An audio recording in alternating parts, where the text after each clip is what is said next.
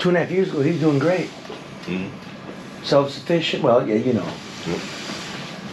What's his aide's name? His friend? Carlene. Right? Yep. They know each other 2 decades. Everything was great. Yep. So we took his home care away. And now, how much does all this cost? Yeah. Ambulance rides and hospital stays and nursing, and you just increase the cost tremendously and not even looking at it. It's buried in the system. You got a feeling like they want to get rid of these 18,000 and then everything resets and then the insurance company makes the big money. They'll take the hit over the long term to make the money. Well, a lot of it goes right back to the government because they're government paid. So it's Medicare and Medicaid, and so the government's paying. Not the insurance company. Fuck. That's us. Yeah. Yeah, it's the insurance that lobbied and off their shoulders. And the politician told us it's going to be better. All we did was get less. Mm-hmm.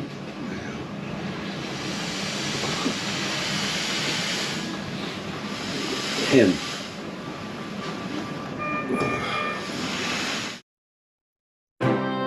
Live from downtown Detroit, it's No BS News Hour with my main man,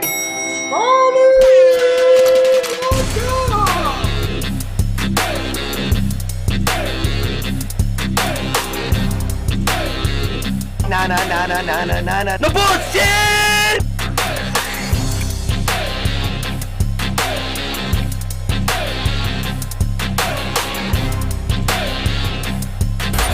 It's just a breaking news. Dub or bullshit. Dub or bullshit.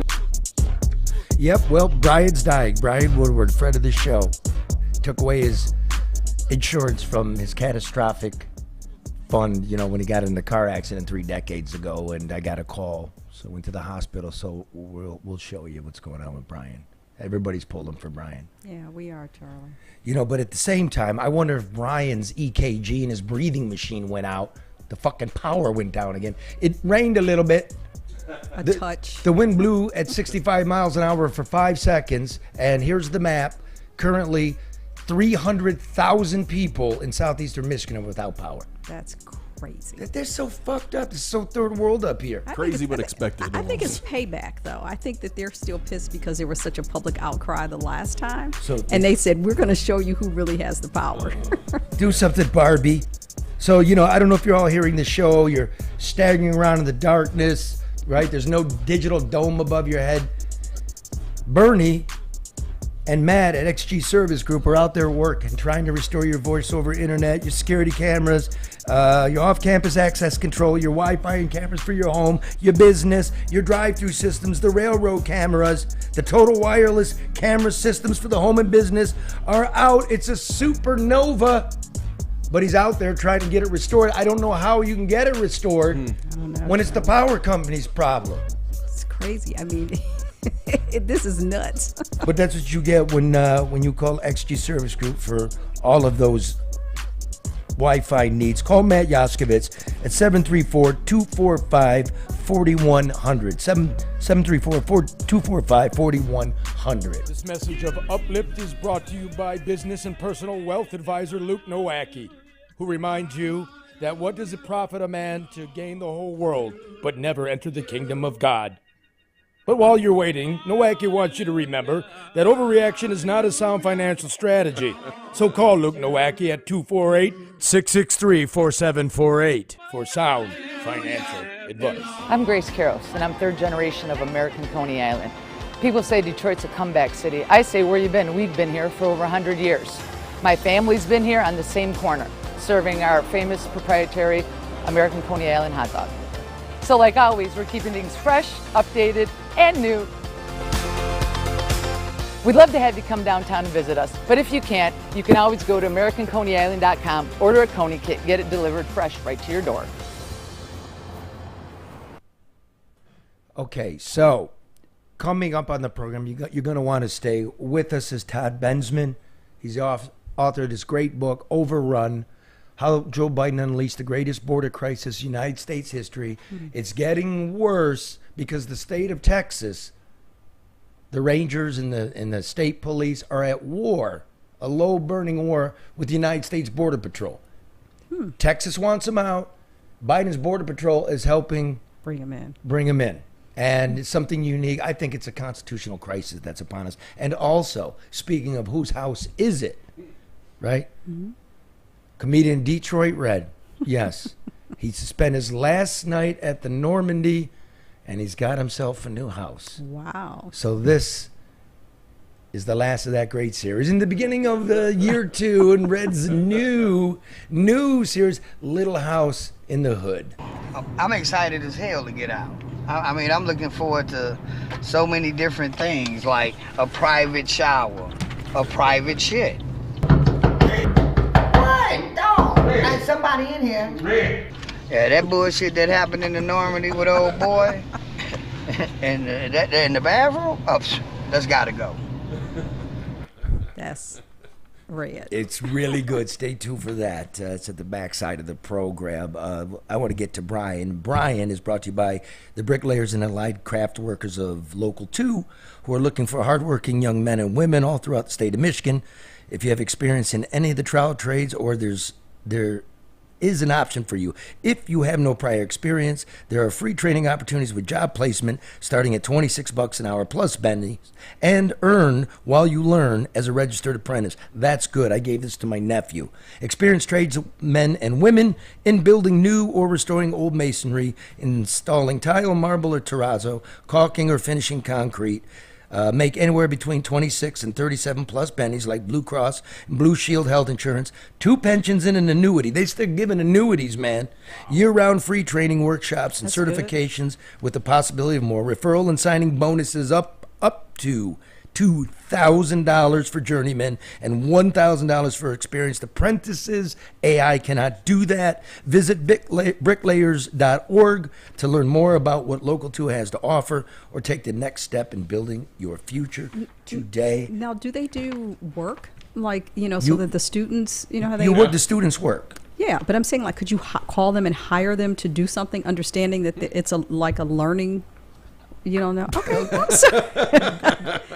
Call them up, find out, and then come on the program and tell people. You just pull my pants down. I don't know. No, I'm just asking, Charlie. Okay. Or you can call ADR. Experience. They've overseen more than $250 million in private and public construction projects since 2001. ADR competent, reduce your costs, increase your bottom line, saving clients millions. ADR consultants are experts in procurement and government compliance and information technology. ADR, honest, ethical, smart. Call Barry Ellen Tuck at 248-318-9424 for a consultation. And man, you asphalt mixers should have done that. They got a federal investigation. Call ADR and stop showing up in federal court. Oakland County. Man, get the job done right, on time, on budget. ADR Consultants, 248-318-9424. And when you get a hold of Mr. Ellentuck, ask him if you can hire these apprentices. That's a legitimate question, Charlie, because maybe you don't want, if you're not going to participate in the training program, there are, never mind. I'm going to find out, because I need some brickwork done. So I'm going to find out for next time I get fired from the show. Everybody's like 10 fired. times. Take the night off, everybody. Okay, listen. Bryan Woodward, we came to know Bryan. He's a quadriplegic. He was catastrophically injured in a car wreck. He's dying, and the Democrats and the Republicans got together in a smoke-filled back room, did the insurance companies a big favor, said it was for us and that our rates were going to go down. They didn't go down, but what did go down was this man's life. They moved him around over the last 2 years like a pile of garbage, a garbage bag. He was independent. Mm-hmm. He was working. He owned his own home. I got a call. I was very worried, and we paid a visit to Bryan.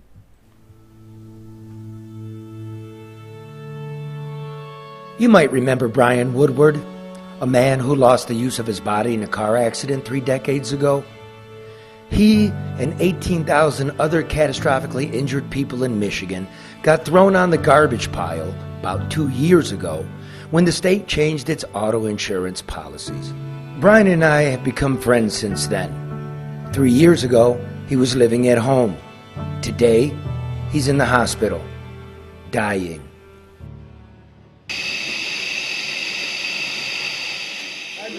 How are you, man? You're on your way out? Does it scare you? I'm always a member of here, never quit. Yes. And then I sign up at the head. Just look at him. His eyes are lively and wild. He knows what's happening. Bryan's not a number or a detail in a newspaper article. That's a man lying there, buried beneath the machinery. What's wrong with him? Actually went to the doctor, and when he got there for his appointment, mentally just didn't know where he was, everything he couldn't see and everything, so they admitted him. That's because when they sent him home, it wasn't his home. Yeah, right. He came out Monday. Tuesday when I went to visit him and to help feed him and stuff, he's like a zombie. He just, and he go in and out. This is his one-time caregiver, Carlene. She used to help him at home, in his house. But the insurance won't pay for her anymore. And yet Carlene still helps, because she loves Bryan. Something's wrong in your spirit, isn't it, brother? Yeah. Yeah. Yeah. You don't... Definitely. Yeah. You don't... God. From the time that he moved to his house, that they said you can't come over anymore, how many places has he lived? He was, and I forget the name, in Novi. Then he went to Special Tree. Then they took him from Special Tree to his house he was home for about 3 weeks. Then they decided they can't take care, so they sent him back to Special Tree. Then they took him back from them over to the nursing home section. Okay, and At then, Special Tree. and then? He started to go downhill. And then where did he go after that? He went back into the hospital from terrible bladder infection, and they took him to Rainbow up here at Mega Belton 11 Mile. So this is Actually, the 8th or 9th place. They just keep moving him back and forth. They just keep moving him Back and forth. like he was a COVID patient in a nursing home. When he was in UFM a couple of weeks ago, when I went, he said, "Carlene, I'm tired. My body cannot take it anymore." Saturday, when I came here, his question, "Can they give me something? Just let me die." There's a ray of hope. The Michigan Supreme Court will issue its opinion in the next few days on whether it was constitutional to strip away the medical care promised to human beings like Bryan. Wake up. The Supreme Court's going to rule this week. And if they rule it right, you get to go home. You understand me? You get to go home. It all goes back to what it was. I know you're older and you're frailer, but you'll get to go home. Instead of here. You understand me? With the post-acute system has to reestablish itself because they've taken... We'll figure that out. It's got to be family, whatever. Maybe it's her again. We'll figure that out. You see what you're doing? Your spirit's getting lost in a bunch of legal bullshit. They bring it back, you get to go home. We'll figure that out. People depending on you, A lot of people look to you to help them. That's who called me. All that army behind you. Okay? So don't sit here and say, "I'm fucking done." We're all gonna be done. I wouldn't fear that, but you got stuff to do. Like really important stuff to do. People you don't even know. Okay? Remember that. It's true.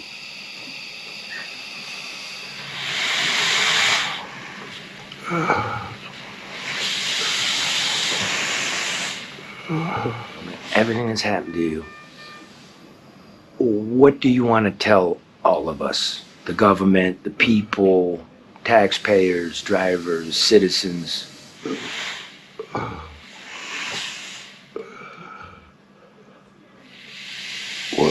think it was totally wrong to pull the rug out from under us. And there's 18,000 people that are affected, and they were wrongly affected, and most of Michigan does not know what happened to them. My friend's in bed dying. Yeah.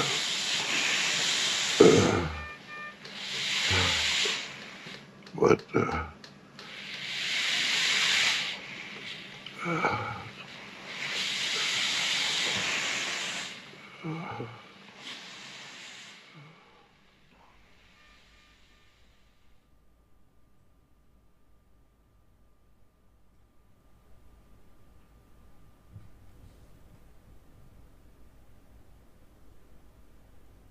how could they do that? That's inhumane to put somebody in that position. And even in his current state, Charlie, Bryan is still fighting for the other 18,000 people who share his circumstances. Fuck. Bullshit, putting out Barbie ads and Yeah, I just... everybody running around telling us how great this is going to be, you know, and shame on all of us in media. We didn't even ask the question about them. Now, and what people may not remember is that despite his accident and his paralysis, Bryan led a very active and independent life when he was at home. Do you know he hunted? Yes. Yeah. I don't know how a quadriplegic hunts, but I'm going to do that story. Yeah.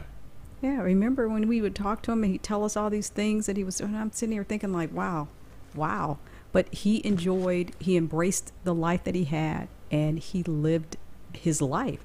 But he enjoyed and needed to be at home. Well, we visited him at Special Tree, which is a nice place, and they wouldn't pay for it. And he was lively, and we brought conies, we brought lunch for the place. And man, he's just falling off the cliff. They just wrecked him. Yeah, but you can see his eyes, like he's there. He's like he wants to be okay, but it's like you can't pass a person around that needs. I mean, you just can't do it. Well, I'm just telling you, he's not coming back from it. Like, damage is done. Even if the Supreme Court, and I beg, the called some people up in Lansing at the court, and that opinion should be issued either tomorrow, Friday, or at the latest, the 31st, July 31st, Monday. So I hope they do the right thing, you know. But he's not the first, and he won't be the last. Yeah. So we're thinking of you, bro. I know you're listening. If your power's still on. I'm assuming hospitals have emergency backup generators like the rest of us have to have, right? And I know he's a big fan of Red, and Bryan. I mean, good things are happening for Red, I guess. Good is relative. Better things are happening for Red. Bit. That's coming. That's coming towards the back end of the show after we have Todd Bensman. But here's a little tease. Come on, Rubber Ducky. I got us a new home. You'll get to actually be in a bathtub. So long, nominee.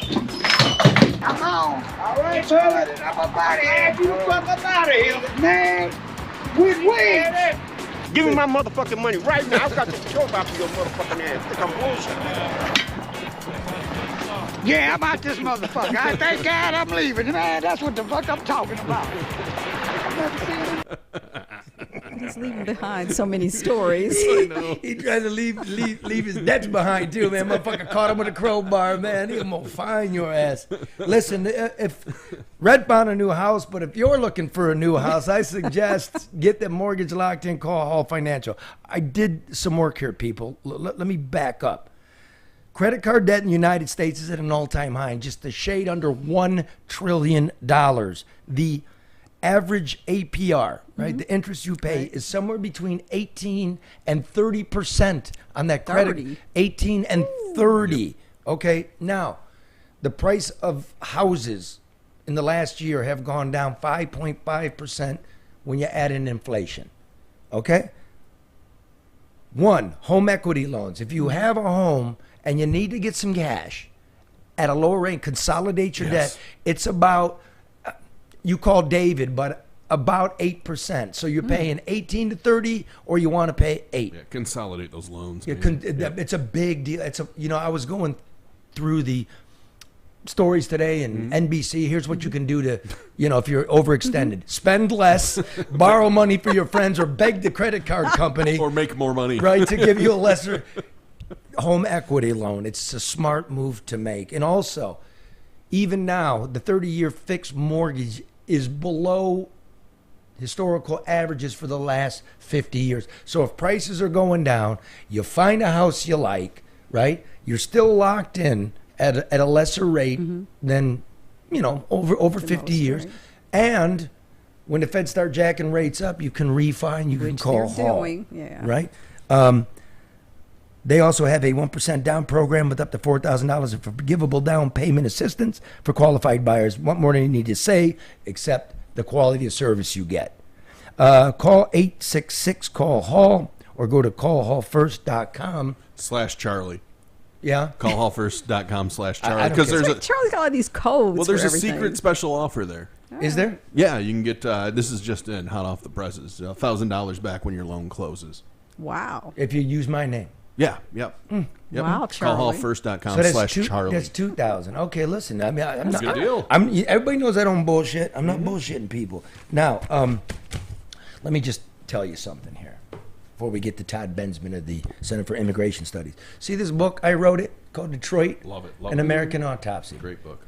10 years ago to the day, it was on the New York Times bestseller list, and Detroit had entered into its historic bankruptcy. This book was required reading by the governor's staff and the emergency manager staff, just to let you know what kind of pain, for the people, all the big shots from out of town making millions off our asses, just to know what was going on here, right?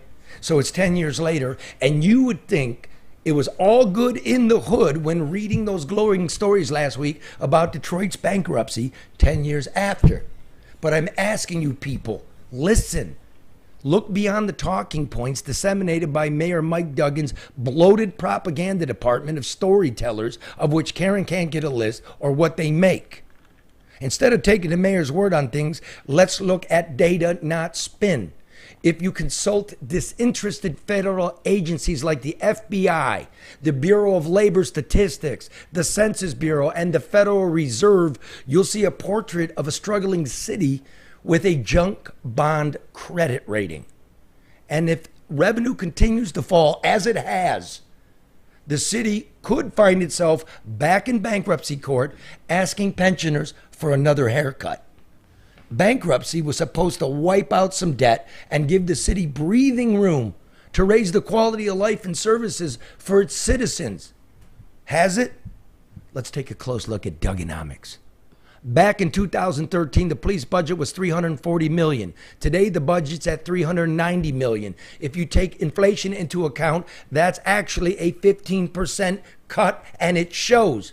The murder rate has now climbed to 50 per 100,000. Double Chicago's. According to FBI data, not City Hall. The rate is one of the highest in America and 5 points higher than it was in Detroit a decade ago. Now, if you have power, search this for the city's weekly crime statistics. Every big city posts them, not Detroit. I spent years trying to get City Hall to get the police department to put out a daily list of major crime. They did it for 2 years. And then when Duggan took office, it disappeared.